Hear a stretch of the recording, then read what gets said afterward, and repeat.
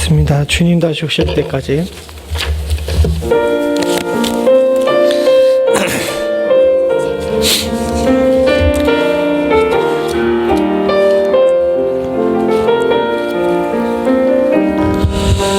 주님 다시 오실 때까지 나는 주님을 가리라.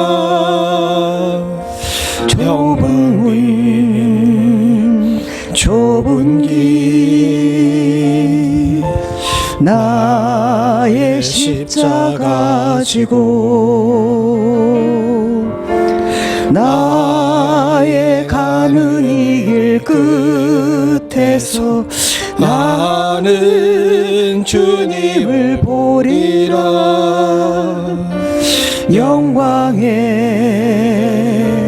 내 주님 나를 맞아주시리. 주님 다시 오실 때까지 나는 일어나 달려가리라. 주의 영광 온 땅 덮을 때 나는 일어나 노래하리. 내 사모하는 주님 온 세상 구주시로.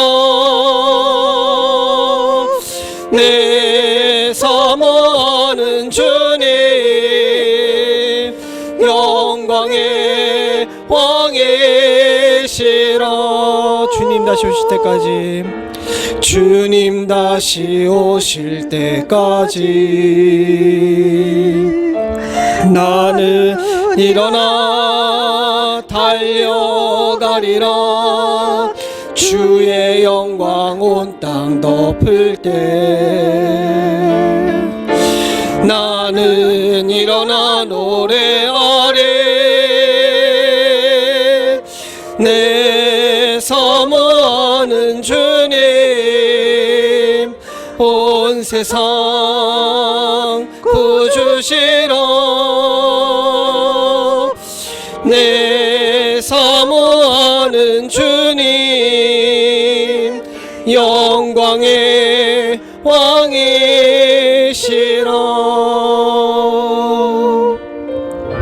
이 시간 우리 함께 기도하겠습니다. 지난 일주일 동안 지켜주신 하나님의 은혜에 감사하고 또한 지었던 모든 죄들을 주님께 아뢰고 깨끗하고 정결한 마음으로 주께 가기를 원합니다. 이 시간 예배 앞에 감사와 회개의 기도 하나님께 드리겠습니다. 아버지 하나님, 주님 도와주시옵소서. 하나님 주님으로 죽게 하시옵소서. 주님으로 죽게 하시옵소서. 하나님 싫어지네. 아버지 주님으로 죽게 해서 하시옵소서. 하나님 주님으로 죽게 해서 하시옵소서. 주님으로 죽게 해서 하시옵소서. 주님으로 죽게 해서 원합니다. 하나님 아버지 주님으로 죽게 해서 하시옵소서. 주님을 죽게 하시옵소서. 주님을 죽게 하시옵소서. 주님을 죽게 하시옵소서. 주님을 죽게 하시옵소서. 주님을 죽게 하시옵소서. 주님을 죽게 하시옵소서. 하나님 아버지 주님을 죽게 하시옵소서. 하나님 죽게 하소서. 하나님 주여 저희들을 죽게 하소서. 아버지 주님을 들어주시옵소서. 도와주옵소서. 사랑하는 형제 자매들과 하나님 아버지 가족들과 주의 교회 위에 힘을 허락하여 주시옵고, 하나님 아버지 어려운 시기에 이 위기의 순간에 이기고 승리할 수 있는 은혜를 허락하여 주기를 소원하오니, 아버지 하나님 우리가 감사와 회개로 하나님 아버지 주 앞에 범죄치 않을 수 있도록 주님 도와주시옵고, 하나님을 높이 드릴 수 있는 은혜를 허락하여 주옵소서. 주님을 지켜 주옵소서. 주님을 지켜 주옵소서. 하나님을 지켜 주옵소서. 주님을 지켜 주옵소서.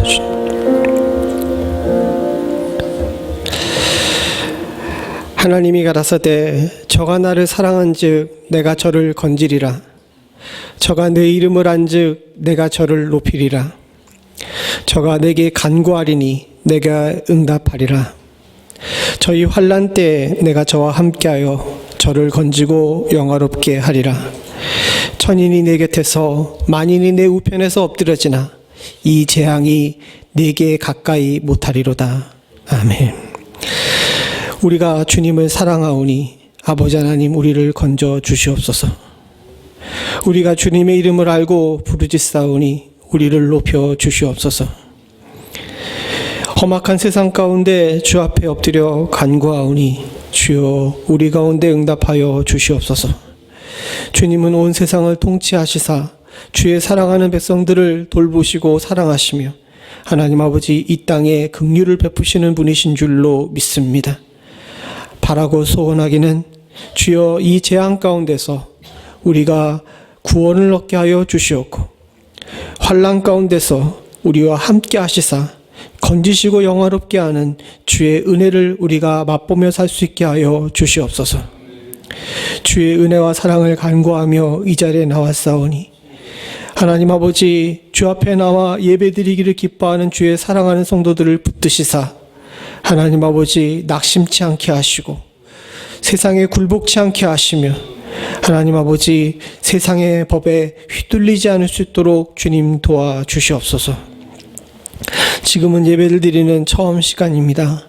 마치는 그 순간까지 하나님 오로지 주님만 바라볼 수 있게 하여 주시옵고 우리 인생을 구원하시며 우리의 삶을 어루만지실 분은 오로지 하나님 한 분뿐이심을 깊이 묵상할 수 있는 은혜를 허락하여 주시옵소서. 성령이 충만한 가운데 예배드리게 하실 줄로 믿사옵고 모든 말씀 예수님의 이름으로 기도드리옵나이다. 아멘. 우리 다 일어나셔서 찬송가 29장 1절 부르겠습니다.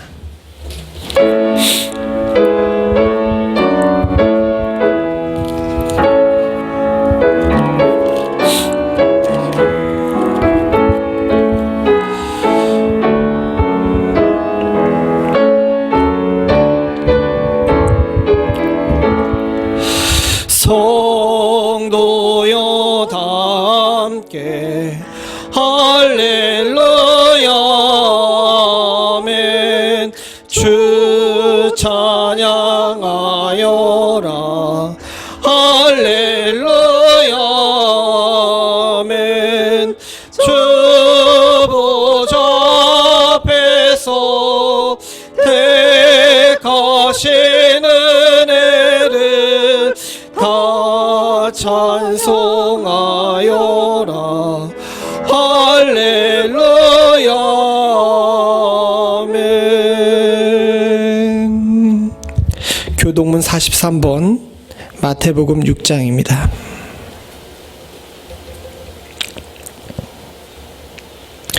내가 너희에게 이르노니 목숨을 위하여 무엇을 먹을까 무엇을 마실까 몸을 위하여 무엇을 입을까 염려하지 말라.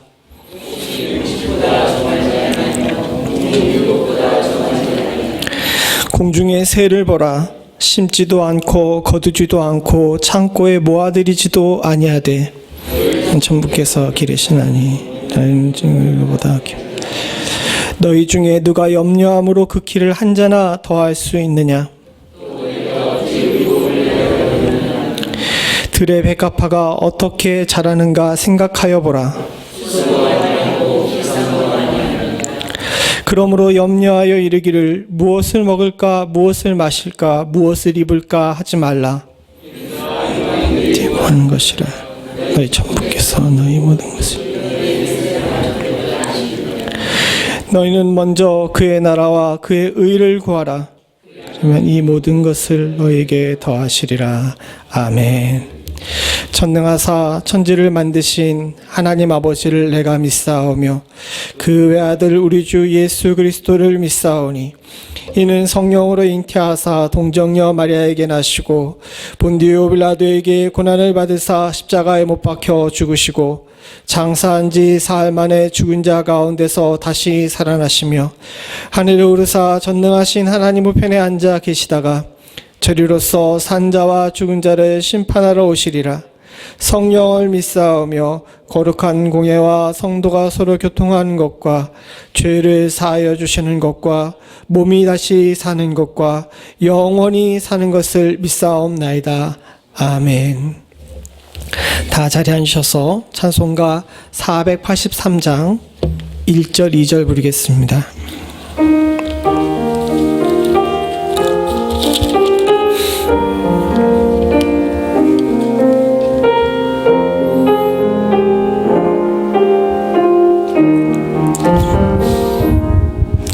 너 예수께 조용히 나가 내 모든 짐 내려놓고 주 십자가 사랑을 믿어 죄사함을 너 받으라. 주 예수께 조용히 나가 내 마음을 쏟아놓으라. 늘은 미리 보시는 주님 그 은혜를 베푸시리. 주 예수의 은혜를 입어 내 슬픔이 없어지리. 내 이웃을 늘 사랑하여 너 받은 것 거저주라. 주 예수께 조용히 나가 내 마음을 쏟아놓으라. 늘은 미리 보시는 주님 그 은혜를 베푸시리.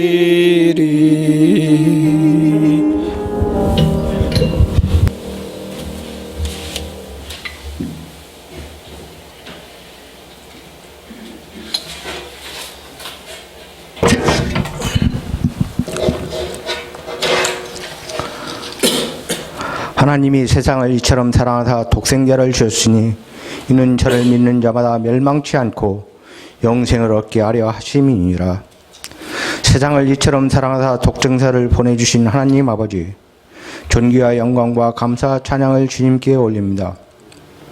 주님이시여 진심으로 감사드리는 것은 금년 한 해를 시작하고 코로나 바이러스로 인하여 지금 현재까지 어렵고 힘든 상황이 지속되고 있는 중에도 은혜와 복을 베풀어 주셨으며 진심으로 감사를 드립니다. 또한 앞으로 얼마나 이 어려움이 계속될지 알 수 없는 상황 속에서도 주님께서 은혜와 복을 베풀어 주사 보호하여 주고 지켜 주실 것을 믿고 감사를 드립니다. 10월 한 달을 정리하는 이 주일에 주님 앞에 나와 또는 각자의 처소에서 신령과 진정으로 예배드리도록 인도하여 주셨음에 진심으로 감사를 드립니다.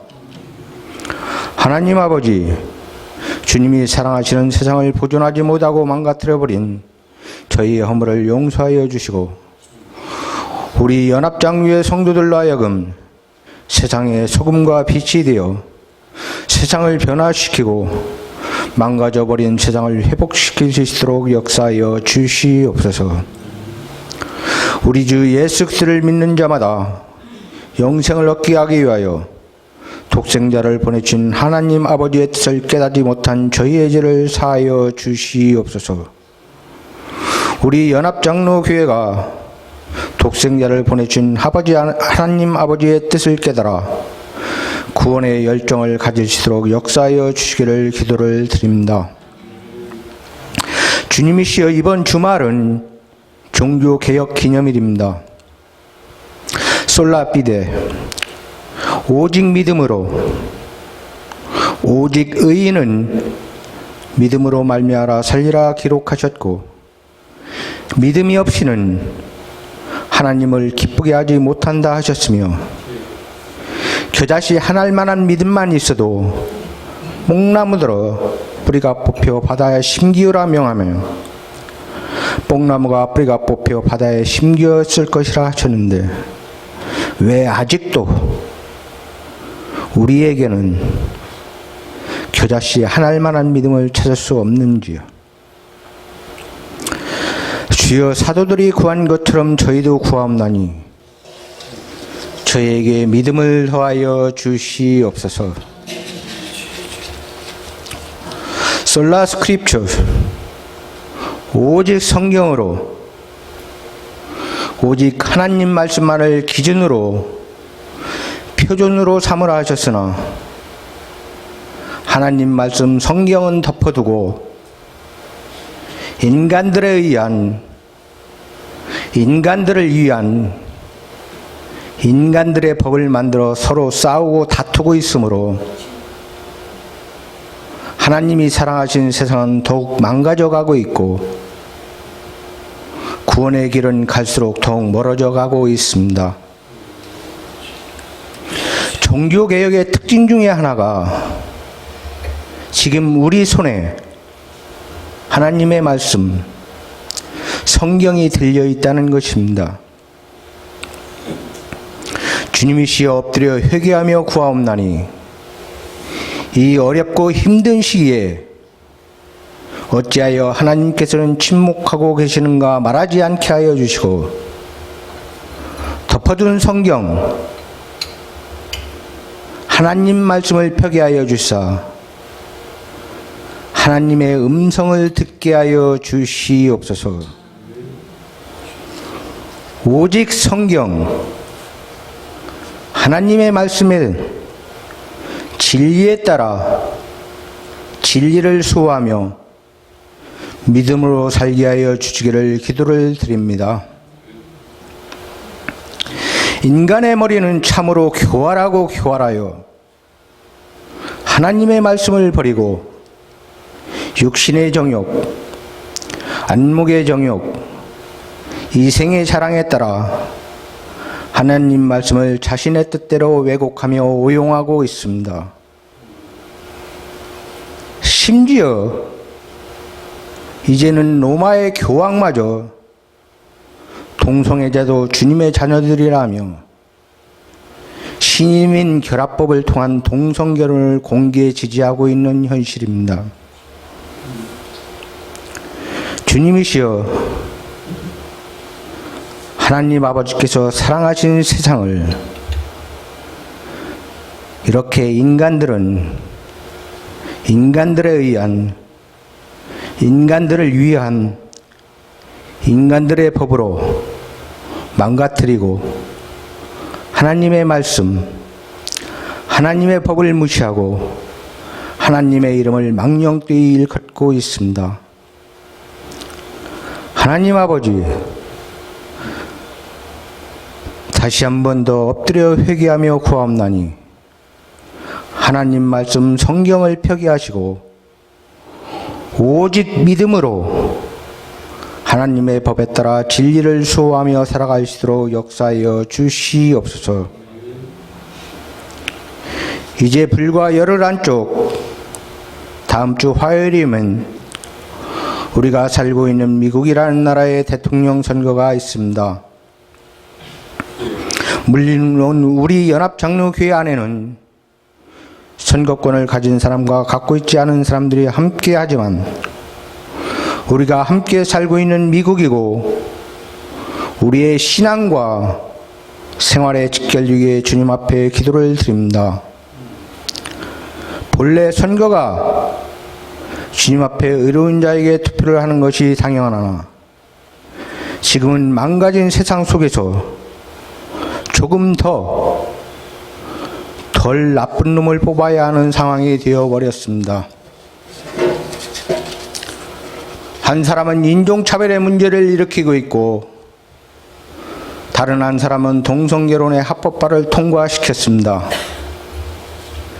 인간의 눈으로는 누가 좀 더 나쁜 놈인지 좋은 놈인지 구별하기가 어려운 가운데 하나님의 눈으로 바라볼 수 있는 지혜를 허락하여 주시옵소서. 그래도 조금이나마 조금 더 하나님의 법과 말씀에 가까운 자가 선택되시도록 인도하여 주시기를 기도를 드립니다. 주님이시여, 거룩하고 아름다운 10월 한 달을 정리하는 이 주일에 살아계신 하나님 아버지의 말씀이 선포됩니다. 말씀을 선포하시는 목사님에게 은혜와 복을 베풀어 주시사 영간의 강건함을 허락하여 주시고 하나님의 지혜를 더하여 주시옵소서. 진실로 성령께서 함께하여 주시사 성경으로 돌아가서 진리의 말씀에 따라 진리를 수호하며 오직 믿음으로 살아갈 수 있는 말씀이 선포되시도록 역사하여 주시기를 기도를 드립니다. 말씀을 듣는 모든 성도들에게도 은혜와 복을 베풀어 주시옵소서. 코로나 바이러스의 독감에 망가져버린 세상에 참으로 영육간의 강건함을 지키기가 어려운 시기입니다. 덮어준 성경을 펴기하시고 성경으로 돌아가서 진리의 말씀에 따라 진리를 수호하며 오직 믿음으로 살아가신 우리 연합장로교회 성도들이 될 수 있도록 역사하여 주시옵소서. 우리로 하여금 영생을 얻게 하기 위하여 독생자를 보내주신 하나님 아버지의 살아 역사하심과 성령께서 이 예배를 주관하여 주심을 믿사오며 하나님 아버지의 독생자 우리 주 예수 그리스도 받들어 감사하며 기도 올려 싸움나이다. 아멘.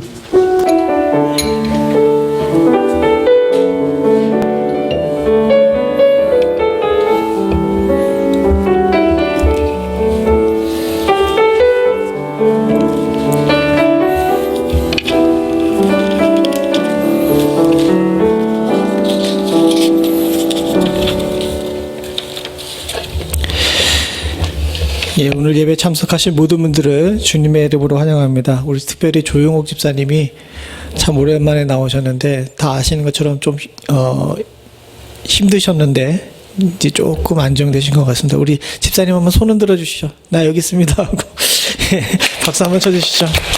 네, 우리 주변에 있는 분들과 함께 인사 한번 나누겠습니다. 아이 하고 인사 한번 하죠. 네.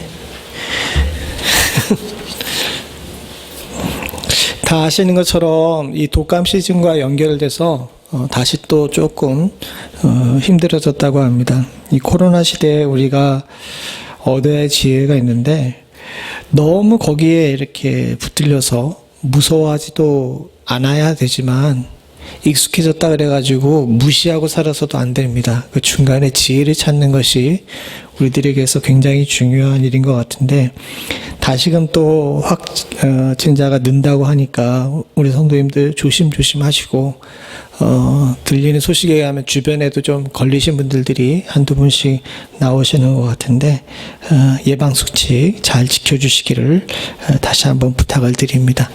우리의 몸도 하나님께서 주신 거룩한 전입니다. 잘 관리하고 건강하게 사는 것도 주께서 기뻐하시는 일인 줄로 믿습니다. 우리 성도님들 서로를 위해서 잘 기도해 주시기를 부탁을 드립니다. 오늘 점심은 제가 소식을 못 듣는데 본인이라 얘기를 안 하셨군요. 우리 오늘 점심은 전현옥 권사님께서 준비해 주셨습니다. 우리 함께 스타일 좀 나눠주시면 감사하겠습니다. 이상입니다. 우리 친구들은 선생님하고 가서 공부 열심히 하세요. 하나님 말씀 함께 보겠습니다. 다니엘 2장 27절부터 30절입니다.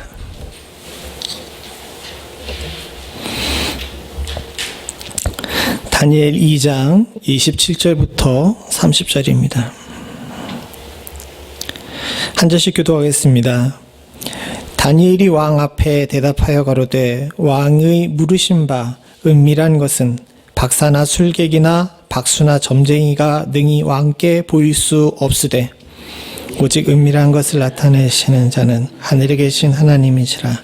그가 느부갓네살 왕에게 호일이 될 일을 알게 하셨나이다. 왕의 꿈 곧 왕이 침상에서 뇌 속으로 받은 이상은 이러하니라. 왕이여, 왕이 침상에 나아가서 장래일을 생각하실 때 은밀한 것을 나타내시는 이가 장래일을 왕에게 알게 하셨사오며 내게 이 은밀한 것을 나타내심은 내 지혜가 다른 인생보다 나은 것이 아니라 오직 그 해석을 왕에게 알려 왕의 마음으로 생각하던 것을 왕으로 알게 하려 하심이니이다. 아멘. 원래는 2장 1절서부터 30절까지를 쭉 읽어야 되는데 27절부터 30절만 읽고 말씀을 나누고자 합니다. 지난주에 이어서 다니엘을 계속 보고 있는데요. 다니엘이 이제 공부를 다 마친 이후에 바벨론의 궁전에 이제 공직자 생활을 시작하게 됐습니다.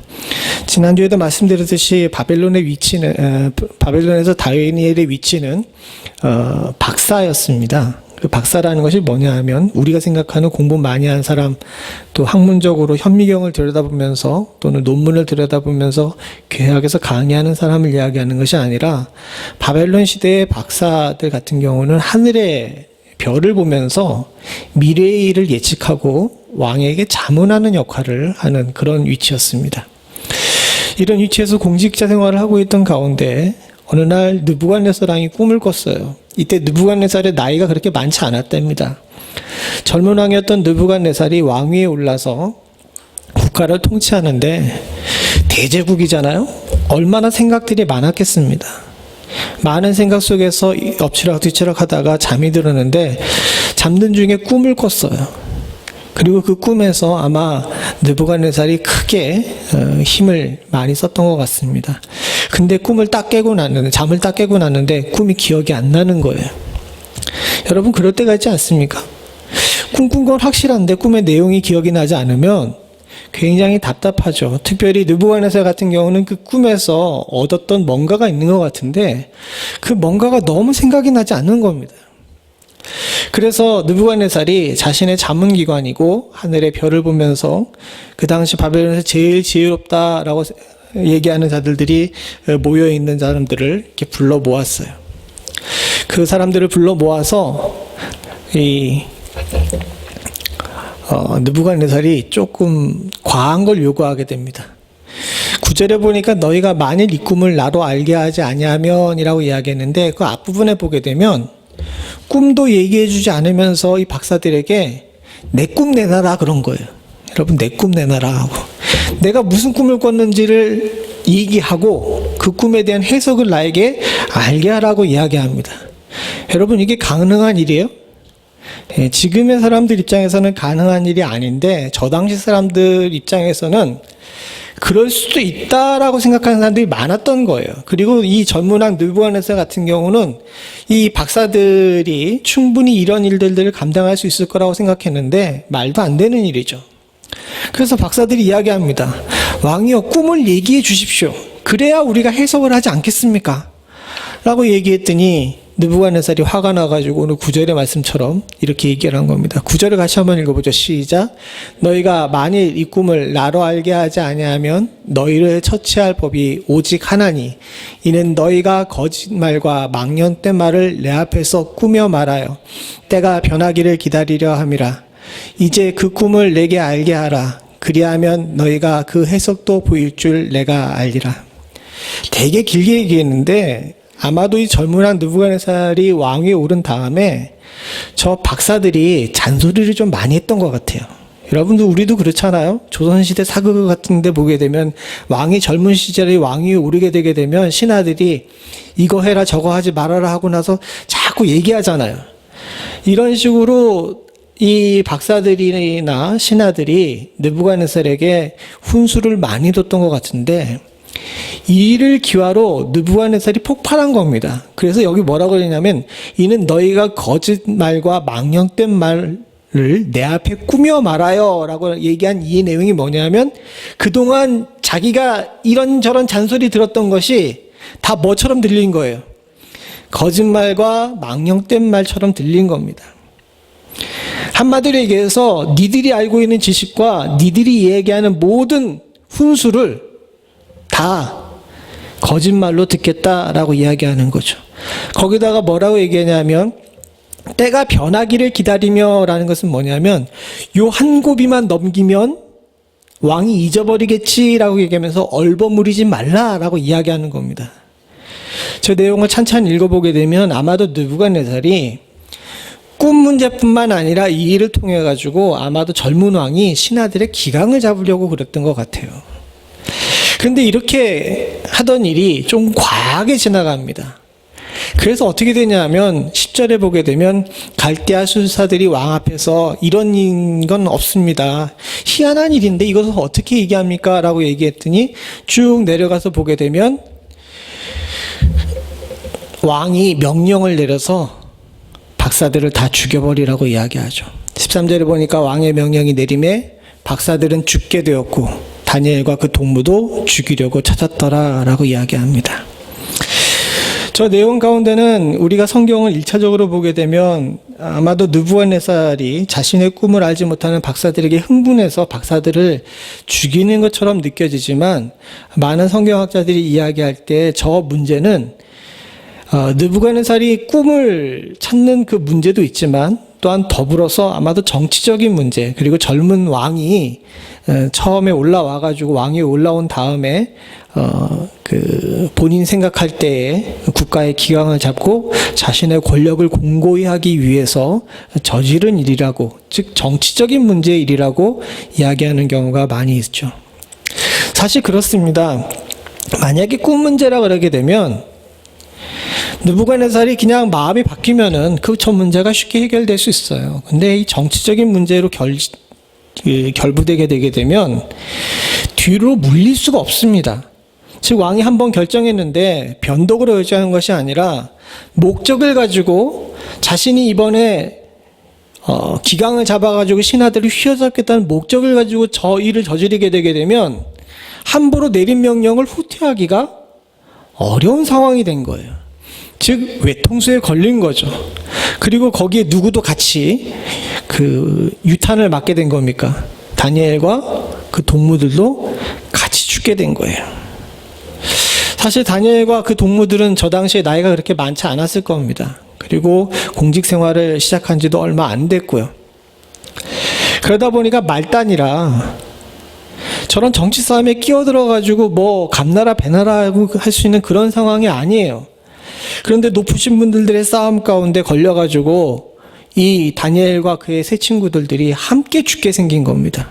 억울해요, 안 억울해요? 대답을 안 하시, 이렇게 쉬운 질문인데 억울해요, 안 억울해요? 억울하죠. 이게 도대체 무슨 일이라는 거지. 갑자기 당한 일이라 억울한 데다가 더 큰 문제는 뭐냐면 내가 어떻게 통제할 수가 없어요. 내가 그동안 힘이 있어가지고 높은 자리에 올라서 왕에게 조언할 수 있는 그런 위치도 아니고, 그렇다 해가지고 어디 도망갈 수 있는 그런 위치도 아닙니다. 관직 생활을 하면서 바벨론이라는 대제국의 박사 위치까지 올라갔지만 사실상 이들의 신분은 노예였어요. 그리고 환관이었고, 그런 가운데 있는 상황에서 도망갈 수도 없고 피할 수도 없고 내가 저지르지도 않은 일 때문에 죽게 생긴 상황이 도래하게 된 겁니다. 우리는 종종 이런 일들을 만나게 돼요. 여러분들, 내가 실수하고 내가 잘못해서 내가 거기에 벌을 받으면 억울하진 않지만 사실 우리 인생 가운데 겪는 많은 일들이 내가 실수하지 않았는데도 불구하고 내가 책임을 져야 될 때가 있고, 또 내가 그 일에 대해서 원인을 제공하지 않았는데도 불구하고 다른 사람들에게 비난을 받는 경우도 많이 있어요. 더군다나 더 큰 문제는 뭐냐면 이 문제에서 도망갈 수도 없는 상황이 된 겁니다. 사실 이럴 때 답답하고 원통하고 누군가에게 원망이 쌓이게 되고 혼자 속으로 그 부글부글 끓다가 스트레스로 말미암아 병도 얻고 그렇게 되는 경우가 많이 있죠.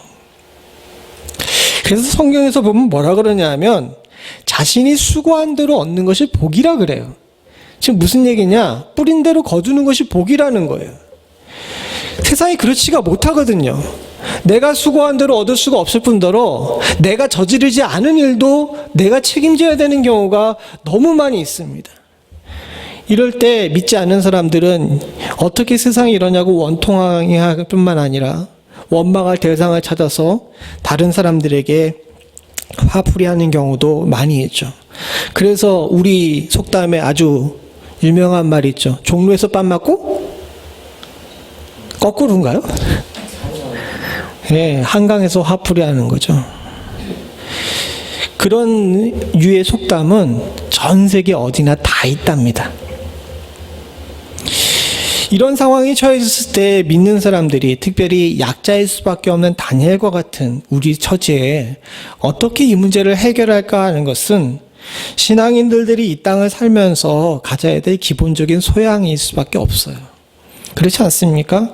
예수 믿는 사람들이 세상에서 다 승승장구하면 좋겠지만 때로는 예수 믿는 것 때문에 손해를 당하는 경우도 있고요. 불의한 이들 때문에 의로운 우리들이 대신 대가를 치러야 되는 경우도 있습니다. 이때 우리도 안 믿는 사람들처럼 종로에서 맞은 뺨을 한강에 가서 화풀이해서는 안 된다는 거죠. 이런 상황에 처해졌을 때, 내가 통제할 수 없는 위험을 당했을 때 믿는 사람들은 과연 어떻게 대처해야 될 것인가? 이것에 대한 본을 오늘 다니엘이 우리들에게 보여주고 있습니다. 그 첫 번째 방법은 뭐냐면, 이런 통제할 수 없는 위험에 처하게 되게 되면, 사랑하는 성도님들 따라해보죠. 같이 있습니다. 시작. 명철과 슬기. 우리는 다니엘을 많이 읽었지만 이 부분에 대해서는 우리가 잘 생각을 하지 않는 경우가 많이 있는데, 위험이 닥쳤을 때 사랑하는 성도님들 다니엘이 어떻게 했냐면 14절을 같이 한번 읽어보겠습니다. 시작. 왕의 시위대 장관 아리옥이 바벨론 박사들을 죽이러 나아가매 다니엘이 명철과 슬기로운 말로. 하나님께서는 우리들에게 하나님을 의지하고 하나님을 믿고 따르라 라고 명령하셨습니다. 그리고 우리는 그렇게 따르는 줄로 믿습니다. 그러나 우리는 하나님의 인형이 아니에요. 하나님께서는 우리들에게 하나님을 믿고 따르라 라고 명령하셨지만 또한 우리들에게 자유의지라는 것을 주시고요. 우리들에게 각자의 달란트를 허락하신 줄로 믿습니다.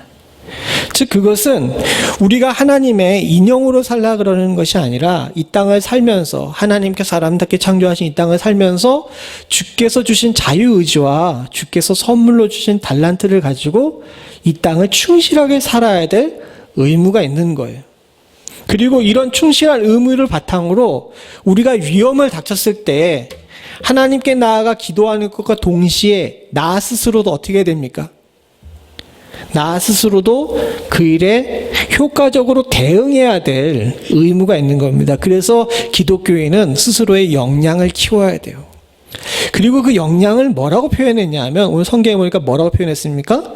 명철하고 슬기롭게 라고 이야기하고 있습니다.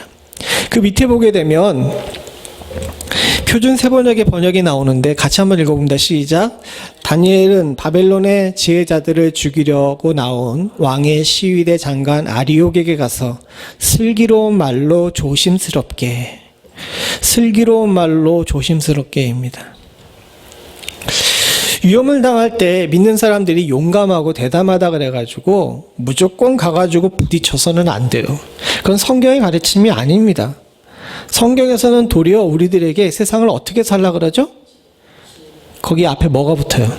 예, 뱀처럼 지혜롭게 살라고 이야기해요. 그 말씀을 잘 생각해 보죠. 뱀이 정말 지혜로울까요? 사실 뱀은 그렇게 똑똑한 동물이 아니랍니다. 그럼에도 불구하고 뱀이라는 이 말이 거기 들어간 것은 뱀이라는 동물에 대해서 성경적 이미지가 그래요. 간교라고 얘기하죠. 창세기에 보게 되면 간교. 간교가 뱀의 이미지예요. 뱀이라는 동물 자체가 똑똑한 것이 아니라 이 뱀에게 쓰여진 이 그 상징이 간교예요.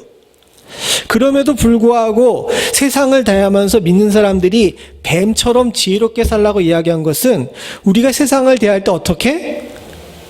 악하긴 하지만 뱀과 같은 간교함까지를 동원해서라도 지혜롭게 살아야 된다고 성경은 우리들에게 교훈을 주고 있는 겁니다.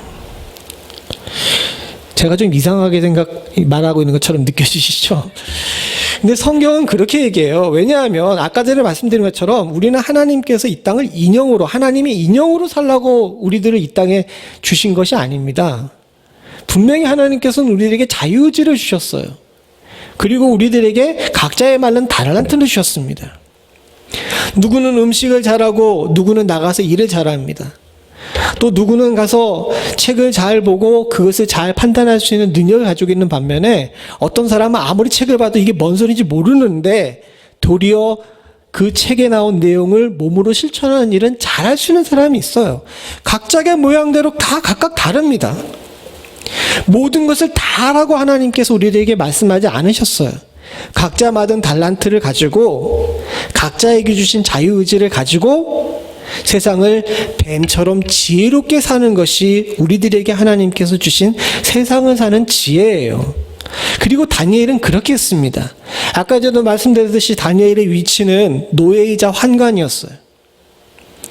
더군다나 이 문제는 정치적인 문제라 도망갈 수도 없는 상황이에요. 시위대 장관이 칼을 빼들면 그 자리에서 죽을 수밖에 없는 그런 상황이었습니다. 근데 그런 상황에 다니엘은 명철하고 슬기롭게 대처해 나가죠. 위기의 순간에 우리 믿는 자들은 자신의 모든 것들을 동원해서 지혜와 몸을 동원해서 그 일에 대해서 대처할 수 있는 능력을 키울 줄 알아야 됩니다. 그 문제를 그것으로 해결할 수는 없어요. 그러나 응급이라는 게 있지 않습니까? 그런 상황 속에서 우리는 먼저 그 문제에 대해서 우리가 하나님께로부터 받은 선물을 통하여서 효과적으로 대응하며 주께 물을 수 있는 시간을 벌 수 있는 그런 지혜가 우리 가운데 필요합니다. 잠언 15장 1절을 보게 되면 이런 말씀을 하시죠. 유순한 대답은 분노를 쉬게 하여도 과격한 말은 노를 격동하느니라. 다니엘은 유순한 말로 조심스럽게 아리옥에게 가서 이야기합니다. 사실 왕의 시위대 장관이라면 왕에게 있어서 가장 충성스러운 장군이에요. 왕이 명령을 내리면 왕의 어전 앞에서도 칼을 뽑아들어서 당장 눈앞에 있는 자를 죽일 수 있는 그런 사람입니다. 그런 사람이 죽이려고 찾아왔는데 다니엘이 얼마나 조심스럽게 또 얼마나 슬기롭게 얘기했는지 칼을 멈춰요. 쉽지 않은 일입니다. 그러나 잠언은 이야기하죠. 잠언 15장 1절에 나온 것처럼 유순한 대답은 분노를 쉬게 해요.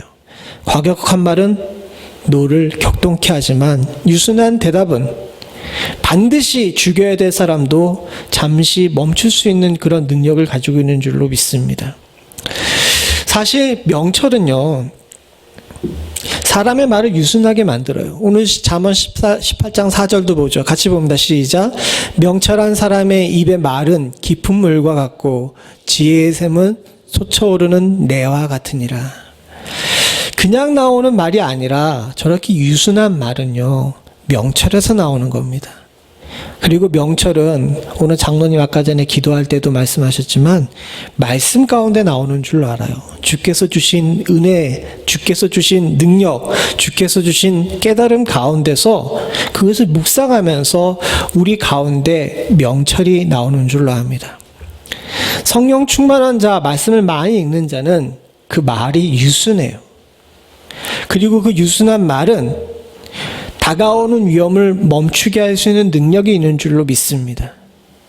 이것은 단순히 말로만 나타나는 것이 아니라 행동으로 나타나요. 여기서 오늘 잠언에서 말만 이야기했지만 다른 부분에서 보게 되면 시편이나 전도서 같은 데도 함께 보게 되면 명철은 말뿐만 아니라 행동에도 영향을 끼칩니다. 우리는 스스로 우리가 위험 속에 대처할 수 있는 능력을 키우려면 항상 주 안에서 명철하고 슬기롭기를 연습할 줄 아는 지혜를 가져야 될 줄로 믿습니다. 말씀을 많이 보고 기도하시고 주신 이 땅을 온전한 눈으로 바라볼 줄 아는 지혜를 키우며 어떤 일을 당할 때마다 과연 주님이라면 이 상황에서 어떻게 하셨을까를 생각할 줄 아는 것이 명철인 줄로 믿습니다. 지금도 우리는 어떻게 보게 되면 통제할 수 없는 위협 가운데 있습니다. 단순히 코로나를 이야기하는 것이 아니라 우리 삶이 그렇지 않습니까? 병이라는 것이 통제할 수 있습니까? 비즈니스에 다가오는 위협을 통제할 수 있습니까? 자녀들을 통제할 수 있습니까?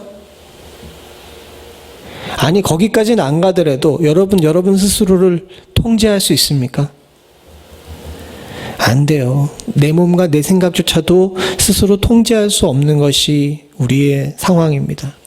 이런 상황 속에서 통제할 수 없는 여러 가지 것들로 말미암아 내가 컨트롤할 수 없는 위협을 만날 때 우리가 그 위협을 잠시라도 멈출 수 있는 것은 하나님께서 주신 달란트를 잘 갈고 뿐만 아니라 그 달란트를 잘 사용할 수 있게끔 항상 명철이 깨어있고 슬기롭게 우리의 지혜를 넘치도록 모아 주께서 주시는 능력으로 세상의 위협 앞에 잠시라도 대처할 수 있는 그런 지혜가 필요한 줄로 믿습니다.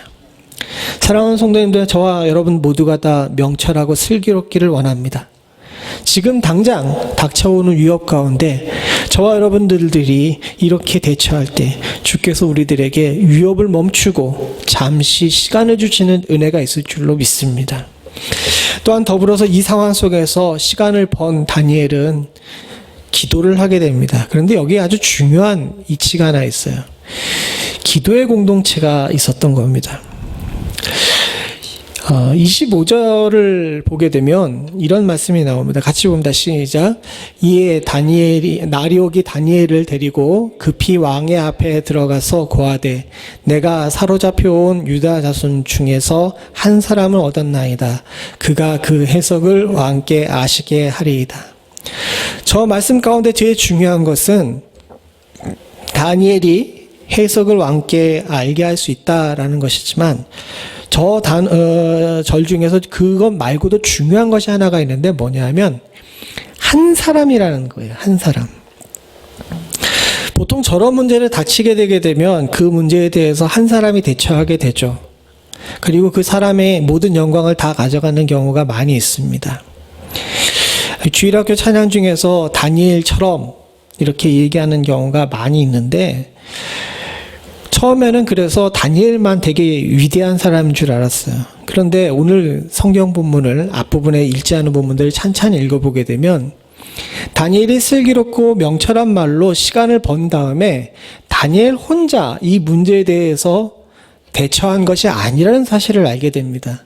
17절과 18절을 같이 봅니다. 17절을 같이 봅니다. 시작. 이에 다니엘이 자기 집으로 돌아가서 그 동무 하나냐와 미사엘과 아사랴에게 그 일을 고하고 18절도 같이 읽죠. 시작. 하늘에 계신 하나님이 이 은밀한 일에 대하여 긍휼히 여기사 자기 다니엘과 동무들이 바벨론의 다른 박사들과 함께 죽임을 당치 않게 하시기를 그들로 구하게 하니라. 위험한 순간을 만났을 때 우리가 명철과 지혜로 시간을 번 다음에 해야 될 일은 기도입니다. 왜냐하면 우리가 가지고 있는 능력으로는 위험을 멈출 수는 있어도 그 위험을 해결할 수는 없어요. 해결하려고 하면 그 해결을 해주실 수 있는 분을 찾아야 되는데 바로 우리 하나님이신 줄로 믿습니다. 그렇지 않습니까? 제가 요즘 느낀 것이 있는데 제 차에 그 우측 깜빡이가 앞쪽이 이렇게 갔어요. 그래서 우측 깜빡이가 가가지고 이 문제를 어떻게 해결할까 하고 해서 장로님들께 물어봤더니 그것을 여기 그 오일 체인지 하는 데나 여기에서 그 업체명을 얘기해도 되는 거죠? 오토존에 가게 되면은 그걸 이렇게 바꿔준다라고 이야기하시더라고요. 그래서 이번 주 중에 이렇게 한 군데씩 이렇게 가봤는데 제 차 깜빡이가 이렇게 손으로 이렇게 갈 수 있는 그런 게 아니랍니다. 그걸 가려면 이 뚜껑을 다 따고 거기 있는 범버를 다 이렇게 풀고 그 다음에 이렇게 갈 수가 있대요. 그래서 자기들을 못 하겠답니다. 이러면 좀 답답해지죠, 그죠? 답답해지는데 걱정이 안 돼요. 왜? 저에겐 딜러샵이 있거든요. 무슨 얘기인지 아시겠습니까? 종종 인생의 어려움을 만나게 되게 되면 내가 그 문제를 해결하려고 해요. 그래서 얼굴이 막 붉어지고 어떻게 해결하지 이런 생각들을 많이 하게 됩니다. 그런데 사랑하는 성도님들, 그 문제를 해결할 수 있는 분을 내가 알고 있으면 걱정이 돼요, 안 돼요? 걱정이 안 되는 거예요. 잠깐 불편할 수 있어요. 그러나 그 문제를 해결할 수 있는 분을 내가 알고 있게 되면 그 문제에 매이지 않습니다. 이것이 성경에서 우리들에게 가르쳐주고 있는 문제 해결 방법이에요. 내가 위험을 만나게 됐을 때 이 위험을 내가 통제할 수 없는 것은 사실이에요. 그리고 그 문제 때문에 내가 힘든 것 또한 사실입니다. 그러나 믿는 사람들이 위험 앞에서 결코 흔들리지 않아야 될 것은 이 문제가 내가 통제할 수도 없고 내가 관리할 수도 없고 내가 감당할 수도 없는 문제이지만 이 문제를 해결할 수 있는 분을 내가 알고 있다는 거죠. 알고 있으면 그분에게 가서 얘기해야 돼요, 안 돼요? 안 해야 돼요? 해야죠. 그런데 이때 얘기할 때 하나님께서는 우리에게 혼자 얘기하는 것도 좋지만 함께 이야기하는 것을 권하고 계십니다. 다니엘은 이 문제를 통하여서 친구들과 함께 문제를 해결하기를 원했어요. 그리고 친구들에게 가가지고 오늘 여기 얘기한 대로 어떻게 합니까? 우리가 함께 기도하자라고 이야기하죠. 인생 가운데 만나는 위험을 만났을 때 여러분 함께 기도할 수 있는 동지와 친구들과 성도가 있다는 것은 하나님께서 정말 우리들에게 주신 귀한 선물인 줄로 믿습니다. 다니엘만 이렇게 문제를 해결한 것이 아니에요. 여러분, 에스더도 왕 앞에 혼자 나갔어요. 그 누구도 함께 해주지 않았습니다. 그러나 여러분 다 아시는 것처럼 에스더는 혼자 나갔지만 그는 뒤에 기도하는 많은 사람들이 있었어요. 내가 지금부터 금식할 테니까 여러분 함께 기도해 주십시오 라고 이야기하면서 수사성에 있는 모든 유대인들에게 함께 기도해 줄 것을 권면했습니다. 그리고 그들의 기도를 등에 지고 에스더는 왕 앞에 나가는 줄로 믿습니다. 사도들도 마찬가지였습니다. 사도들이 능력이 많아서 온 세계를 휘젓고 다니면서 말씀을 전한 것 같지만 그 사도들에게는 수없이 많이 기도하고 동역하는 자들이 함께 했어요. 그들의 이름은 하나냐와 미사엘과 아사랴처럼 많이 알려지지 않았을 겁니다. 그러나 다니엘이 한 사람이 돼서 느부갓네살 왕 앞에 나아갔지만 그 한 사람의 주변에는 수없이 많은 기도하는 사람들이 있었고 그 기도하는 사람들을 통해서 하나님께서 긍휼을 베푸셨는 줄로 믿습니다. 여러분 잠깐 주변을 한 번씩 둘러보시죠. 내가 어려울 때 함께 기도할 만한 사람 좀 찾아보셨어요? 어떻게 돌아보지도 않으면서 뭘 찾아봤다 그래. 사랑하는 성도님들, 마음속 깊은 곳까지는 아니다 할지라도 위험한 순간에, 위기의 순간에 내가 조금 힘드니까 날 위해 함께 기도해 주겠지 않겠냐라고 기도할 수 있는 자들이 우리 옆에 있어야 될 줄로 믿습니다.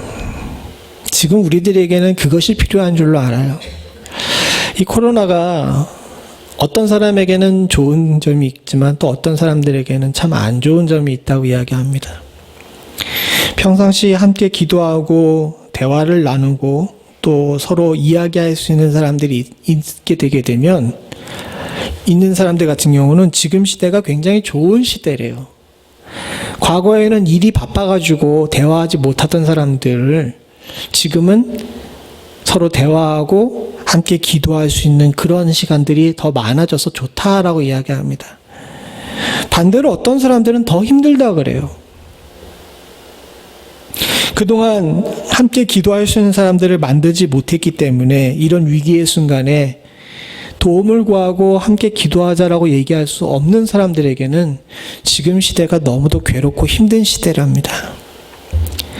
사랑하는 성도님들, 바라고 소원하기는 우리 교회 모든 성도님들은 다니엘처럼 위기의 순간에 찾아가서 함께 기도하자라고 이야기할 수 있는 믿음의 동력자, 기도의 동력자들이 그리고 기도의 공동체가 있는 은혜가 있기를 간절히 소원합니다.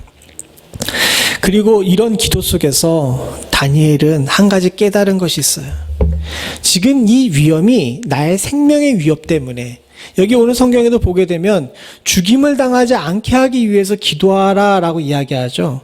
즉 날 위해서 기도한 거였고 나의 위험을 피하기 위해서 기도한 건데, 기도하는 중에 다니엘이 깨달은 것이 있어요. 그것이 뭐냐 하면 19절부터 쭉 나오는 이야기인데, 많이 보지 않고 21절과 22절만 읽겠습니다. 같이 봅니다. 시작. 그는 때와 기한을 변하시며 왕들을 폐하시고 왕들을 세우시며 지혜자에게 지혜 주시고 지식자에게 총명을 주시는도다. 그는 깊고 은밀한 일을 나타내시고 어두운 데 있는 것을 아시며 또 빛을 그와 함께 있도다.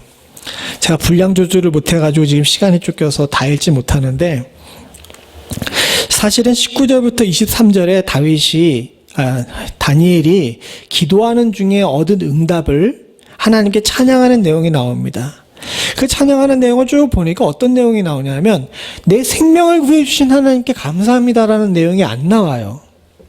아까 전에 이야기한 것처럼 처음에 시작 17절과 18절을 보게 되면 생명을 구하게 하기 위해서 기도했는데, 기도하다 보니까 하나님께 응답을 받았더니 이것은 단순히 내 생명의 위협 때문에 하나님께서 하신 일이 아니라 이 일을 통해서 하나님께서 알게 하신 두 가지가 있는데, 그 첫 번째는 뭐냐 하면 21절에 세상을 다스리시는 하나님을 깨닫게 만드는 거예요.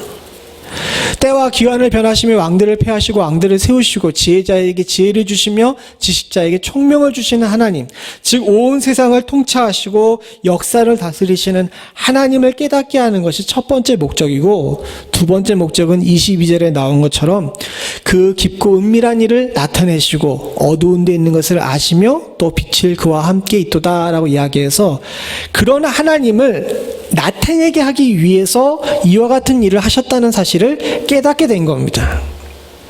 즉 위험 중에 기도하는 가운데 우리가 얻는 지혜가 있는데, 그건 뭐냐면 이 위험이 단순히 내 생명을 없애기 위해서, 내 생명을 해하기 위해서 나온 일이 아니라 그 일을 통해서 역사하시는 하나님의 또 다른 계획이 있는 거예요. 그 계획을 통해서 하나님께서 하신 일이 뭐냐?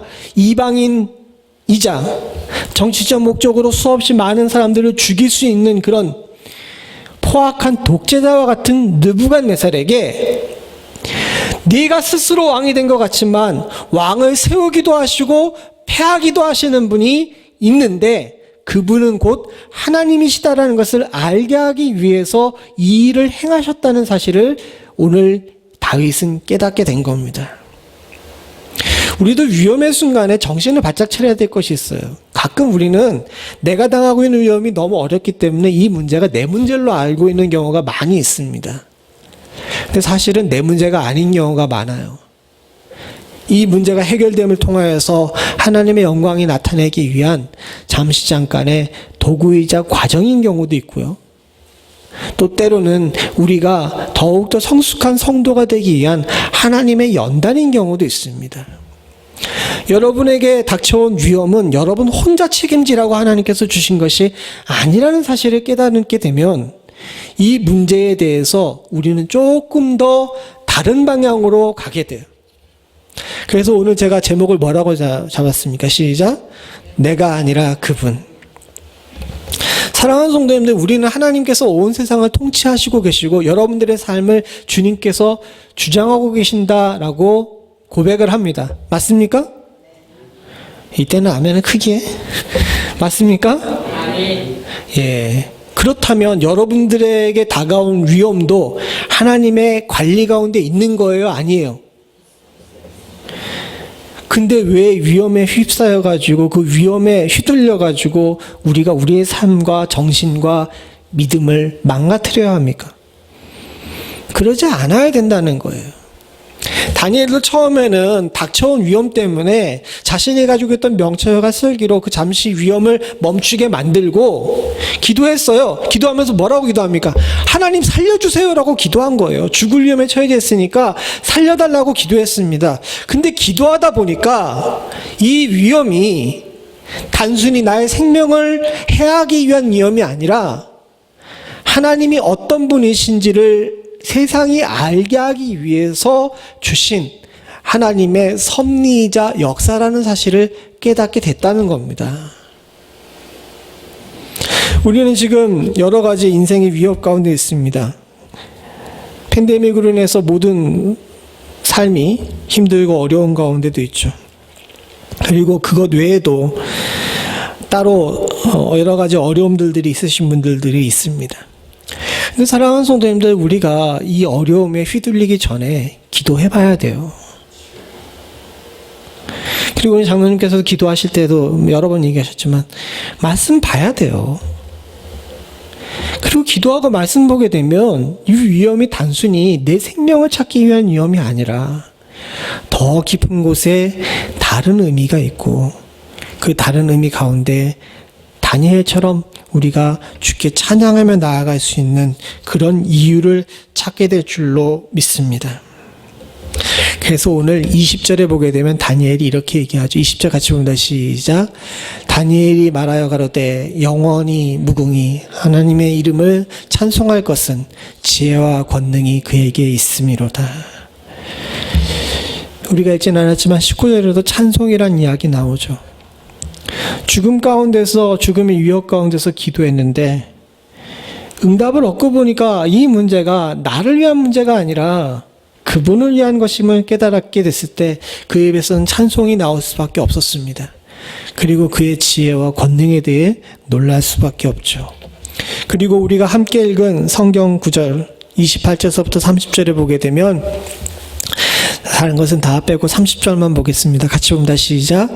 내게 의인이라는 것을 나타내심은 내 지혜가 다른 인생보다 나은 것이 아니라 오직 그 해석을 왕에게 알려서 왕의 마음으로 생각하던 것을 왕으로 알게 하려 하심이라.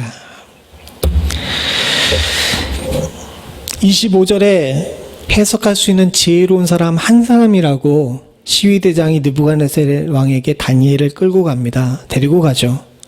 근데 다니엘은 느부갓네살 왕 앞에 서가지고 한 이야기가 그겁니다. 내가 다른 인생보다 나은 것이 아니라 그 해석을 왕에게 알려서 왕의 마음으로 생각하던 것을 왕으로 알게 하려고 하신, 즉 왕을 세우기도 하고 패하기도 하실 줄 아는 그 하나님이 계시다는 것을 알게 하시기 위해서 하나님께서 나를 보내신 겁니다 라고 고백할 수 있는, 즉 믿음 안에서 세상을 한 발자각 뒤로 떨어져서 볼 줄 아는 그런 지혜를 갖게 하신 하나님을 찬양하게 됩니다. 후에 다니엘을 쭉 보면 아시겠지만 느부갓네살 왕은 이방인의 왕이었어요. 그리고 끝까지 이방인의 왕이었습니다. 그러나 그럼에도 불구하고 많은 부분에서 그가 하나님을 믿는 사람은 아니었지만 하나님의 존재를 알고 그분 앞에서 두렵고 떨리는 마음을 가질 줄 아는 그런 존재가 되었어요. 그리고 그 존재가 될 수 있었던 것은 바로 오늘 우리의 본문 속에서 나온 이야기 때문입니다. 다니엘의 이야기가 워낙 다이나믹하기 때문에 다니엘이 느부갓네살 왕의 꿈을 해석했다는데 많이 집중을 하죠. 그러나 사실 2장에서 얘기하고 있는, 특별히 2장 초반부에서 얘기하고 있는 핵심은 뭐냐면 이방인의 왕으로서 자존광대하고 스스로 뭔가 된 줄로 알고 사람의 생명을 우습게 알고 있던 그 젊은 왕에게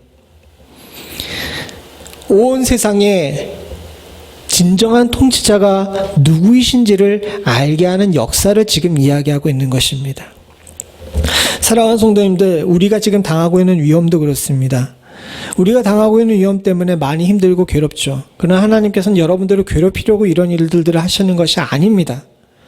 하나님께서는 이 일을 통해서 진정 이 땅의 통치자가 누구신지, 우리가 누구를 바라보고 살아야 되는지를 우리와 온 세상이 알게 하시기 위해서 이와 같은 일을 하고 계신 줄로 믿습니다. 여러분들이 당하고 겪고 있는 위험 가운데서 여러분 스스로 너무 괴로워하지 마세요. 그 일을 통해서 도리어 하나님께서 계획하신 일을 알게 되게 되면 우리 입술에서 찬송이 나오고 내가 아니라 그분의 시간이라는 사실을 깨닫게 될 줄로 믿습니다. 해밍웨이의 노인과 바다라는 책이 있습니다. 노인과 바다의 책 읽어보셨는지 모르겠지만 읽어보면 참 재미있고 감동적이에요. 자연 앞에서 굴복하지 않고 싸우는 한 늙은 어부의 이야기가 인생 가운데 포기하지 말아야지라는 그런 생각도 하게 만드는 그런 책입니다. 근데 그 책에서 아주 유명한 구절이 있죠. 노인이 한창 그 물고기와 청새치와 싸우고 있는 가운데 그런 이야기를 합니다. 인간은 파괴될 수 있어도 패배할 수 없다라고 이야기하죠. 읽으면서는 참 감동적이었는데 시간이 지난 다음에 보니까 이 말이 맞아 하는 생각이 들더라고요. 인간은 파괴될 수 있으나 패배할 수 없다. 실제로 노인은 낚시를 다 끝나고 배가 항구에 들어온 다음에 어떻게 됩니까? 안 읽어보셨구나. 네, 죽어요. 많은 사람들이 그 명작의 그 대사, 인간은 파괴될 수 있어도 패배할 수 없다에 감동을 받습니다. 근데 나는 공감이 안 가더라고요. 왜 공감이 안 가는지 참 몰랐어요. 근데 시간이 지난 다음에 말씀 가운데서 훈련을 받고 나서 깨달은 것이 있어요. 인간은 파괴될 수 있으나 패배할 수 없다라는 말은 틀린 말이에요. 그런 세상의 위험을 스스로 헤쳐나가고자 하는 인간의 오만이라는 사실을 깨닫게 됐습니다. 제가 해밍웨이보다 대문호는 아니고 그 사람처럼 노벨 문학상을 탄 사람은 아니지만 목회자로서 또 신앙인으로서 그 말이 결코 성도들에게 옳은 말이 아니라는 사실을 깨닫게 됐어요. 사랑하는 성도님들, 우리의 위험이 내 문제가 아니라 그분의 일이라는 사실을 깨닫게 되게 되면 인간은 패배할 수 있으나 파괴될 수 없다가 맞습니다. 우린 인생 속에서 많은 부분에 패배해요. 굴복해요. 성도님들, 결코 우리는 파괴되지 않습니다. 왜? 우리의 위험을 해결해 주시는 그분을 만나고 살고 있기 때문에 그런 줄로 믿습니다. 지난 금요일에 밤에 바람이 많이 불었습니다. 잠자리에 누웠는데 바람도 많이 부는데 바깥에서 제 방이 이렇게 옆에 나무가 있는데 얘가 바람만 세게 불면은 희한한 소리를 내거든요. 좀 희한한 소리를 내요. 그래서 잠이 잘 안 오는 가운데서 막 교회 여러 성도들을 위한 기도의 제목도 생각이 나고 그래가지고 12시에 결국 일어나가지고 다시 교회를 왔습니다. 바람이 많이 불더라고요. 비도 좀 조금씩 이렇게 내리고. 교회에서 기도를 하고 성도들 가운데 어려운 당하신 분들을 위해서 기도하는 가운데 또 스스로를 위해서도 기도합니다. 잘 아시는 것처럼 제가 걱정이 많은 사람이잖아요. 그러니까 온갖 걱정이 많다 보니까 이런저런 걱정을 하면서 잘 넘길 수 있을까? 잘 해결될 수 있을까? 이러면서 기도를 했죠. 그러면서 어느덧 새벽 예배 시간이 돼가지고 토요일 날 새벽 예배를 하고 난 다음에 다 가신 후에 지난밤에 바람이 불었으니까 혹시 지붕이 날아가지 않았나 싶어가지고 교회 바깥을 돌아보려고 이렇게 나갔습니다. 근데 나가는데 교회 정문 앞에 여러분 보시면서 보셨는지 모르겠지만 장미꽃이 피었어요. 가다가 한번 보십시오. 근데 이 장미가 예쁘게 피긴 했는데 그 중에 한 장미가 보니까 웃자란 가지 가운데 이렇게 있더라고요. 걔만 이렇게 삐쭉 자랐는데 그게 이 장미가 핀 겁니다. 퍽터 든 생각이 뭐냐면 그렇게 바람이 세게 불었는데 얘는 안 꺾이고 잘 버티고 있었네 라는 생각이 들더라고요. 그러고 나서 교회 한 바퀴를 돌고 나서 들어와서 잠깐 생각을 해보니까 지난밤에 제가 스스로를 못살게 굴면서 했던 모든 일들이 되게 한심하게 느껴지는 거예요. 물론 기도의 순간이 한심하게 느껴진 건 아니지만 그 기도의 순간 가운데 하나님께 철없이 졸랐던 많은 부분들이 참 한심하게 느껴집니다. 주님께서 그러시는 것 같아요. 교회 담임 목회사로 너를 세웠지. 근데 패할 수 있는 사람도 나다. 그리고 교회는 네 것이 아니라 나의 것이다. 성도들, 네가 사랑한다고 하지만 나만큼 사랑하니? 너의 인생의 문제 네가 하나라도 관리할 수 있어? 걱정한다고 머리털이 안 빠지게 할 수 있고 키를 한 자라 더 할 수 있으며 또 먹을 것을 하나 더 입에 넣을 수 있니? 생각하고 보니까 많은 위험들, 내 것이라고 생각했던 위험들이 사실은 내 것이 아니라 그분의 관리 아래 있는 것이었습니다. 우리나 헤밍웨이의 말처럼 나를 파괴할 수 있어도 패배하게 할 수 없다라고 생각하면서 고집을 세우면서 세상의 파도 가운데 부딪히고 사는 경우가 많아요. 물론 그래야 될 때도 분명히 있죠. 그러나 기본적으로 사랑하는 성도님들, 우리의 마음에 가져야 될 것은 우린 패배할 수 있어요. 성경이 넘어지지 말라고 가르치지 않습니다. 넘어질 수 있어요. 그러나 사랑하는 성도님들, 우리는 절대로 파괴되지 않습니다. 왜요?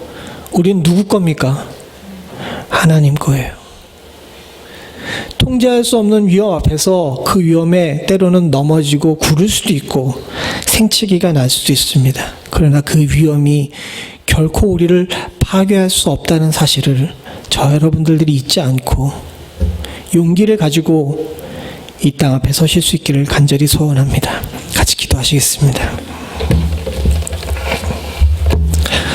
은혜가 풍성하신 하나님 아버지, 주께서 우리의 진정한 주인 되시고 하나님, 우리가 겪고 있는, 또 우리가 당하고 있는, 우리가 지금 당면한 모든 것들을 주께서 통제하시고 또 관리하고 계심을 저희들로 믿게 하심을 감사드립니다.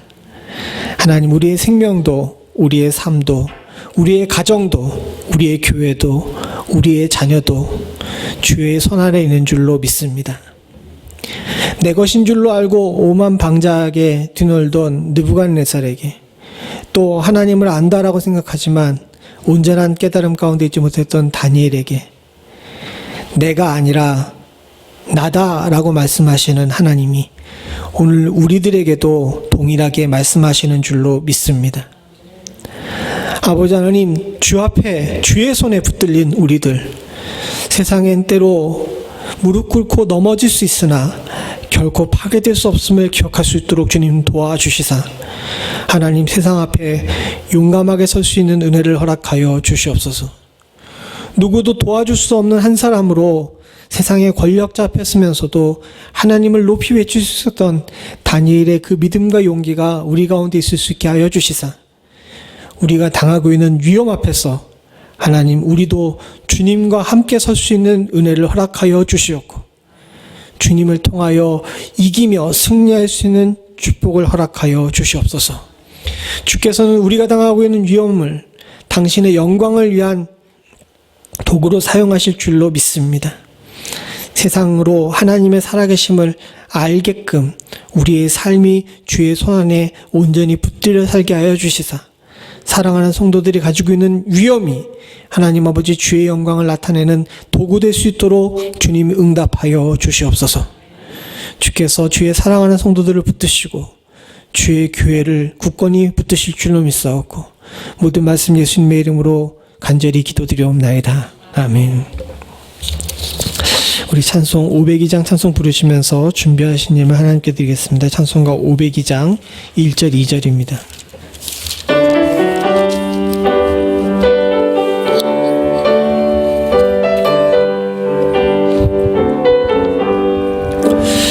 산을 넘어 험곡에 가도 빛 가운데로 걸어가며 주께서 항상 지키시기로 약속한 말씀 변치 않네. 하늘의 영광 나의 맘속에 차고도 넘쳐 할렐루야를 힘차게 불러 영원히 주를 찬양하리. 캄캄한 밤에 다닐지라도 주께서 나의 길 되시고 나에게 밝은 빛이 되시네. 길 잃어버릴 염려 없네. 하늘의 영광 나의 맘속에 차고도 넘쳐 할렐루야를 힘차게 찬양하리.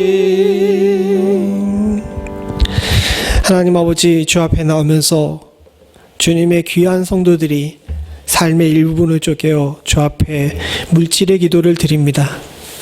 하나님, 참 어려운 가운데서도 주님 귀한 물질을 하나님께 드림을 주께서 아시는 줄로 믿습니다. 아버지 하나님, 이 귀한 물질에 담긴 귀한 마음을 주께서 기억하여 주시옵고, 하나님이 산 재물을 주께서 받아 흠양하여 주시옵소서. 누구도 억지로 하지 아니하며 하나님께 기쁨으로 드린 예물 주께서 기쁘게 받으시고 응답하시고 상납하시는 은혜가 있기를 간절히 소원합니다. 드린 예물을 통하여서 주께 영광이요, 우리에게는 주의 놀라운 은혜가 넘치는 축복을 허락하여 주시옵고, 바라고 소원하기는 하나님께서 물붓으시는 부으시는 은혜를 우리의 그릇을 넓혀 하나님 아낌없이 받을 수 있는 축복이 주의 사랑하는 성도들 가운데 있을 수 있게 하여 주시옵소서. 하나님, 사는 동안에 우리의 삶 가운데 여러 가지 기도의 제목으로 소원의 예물을 드립니다.